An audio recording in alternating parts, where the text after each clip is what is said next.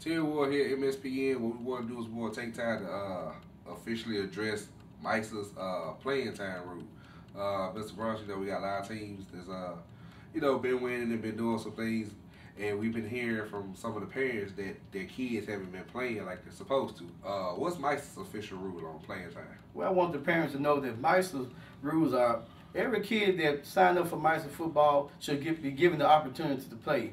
Our rules are they must play at least 3-4 plays. That means send them in there, they run a play, ref blow the whistle, that's one play. And they do the same thing for 2 more plays. Now, we can't govern no more plays beside that, but that's all in regular season that all the kids should play. I don't think a kid should be out there from June, July, whatever time they've been out there and had not been taught nothing to even get in the game. Now, we've been approached by a lot of parents. I have myself, Ms. Jones, even Tim have been approached by some of your parents, and y'all are wondering what is the ruling on that and everything. And I guess we haven't been severe enough with the coaches about the playing time, so I guess we're going to have to go back to our old rule, is that if you do not play each player on your team at least 3 plays during the regular season, in every game, everything, we're going to start taking the forfeit of the game. Even if you lose the game, we'll start suspending some of the coaches. So I'm really serious about each one of these kids playing, because these are their memories, and not so much as the coaches' memories and everything. These are these kids' memories,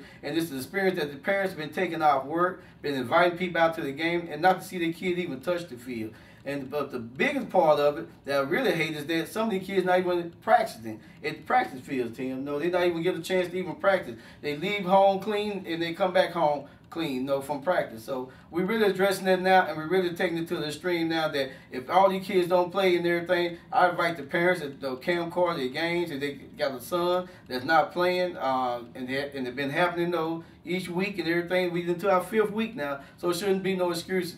All these kids should have something to do on their field. So film it, show it to me, and we will give it to the coaches. We will take a game, we will suspend the coach that's not letting the kids play.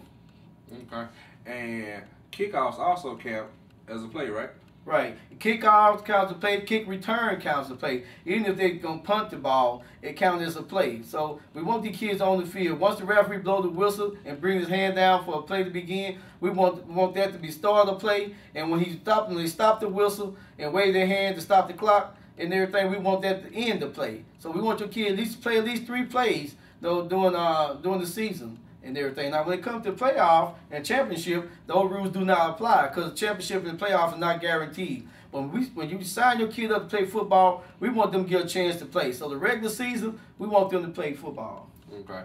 And, something that the coaches may say, man, I tried to put some of the kids in, they didn't want to go. As a former coach yourself, what do you do to make sure, one, that your kids are always ready to go in, but what do you say to those coaches that say, well, I tried to put them in, they didn't want to go in?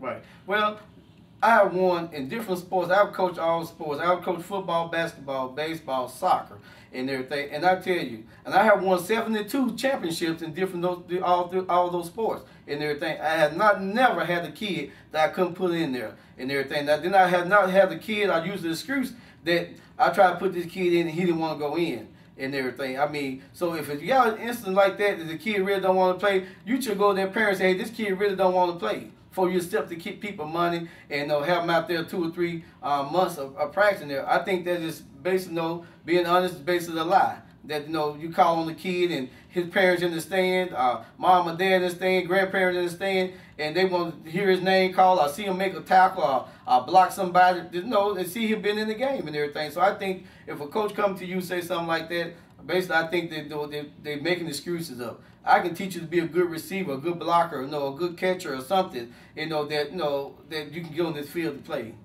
Okay. So. Well, there you have it, parents. That's MYSA's official rule. This is the president, Robert Brunson.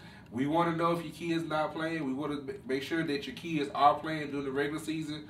3 plays. If you're having issues with it, like I said, we invite you to record the games. Show us that, hey, your son was there the whole time and didn't get in. Show us where they didn't try to put him in, because we do want to let you know, we do want the kids to play. It's about the kids. It's not about the coaches.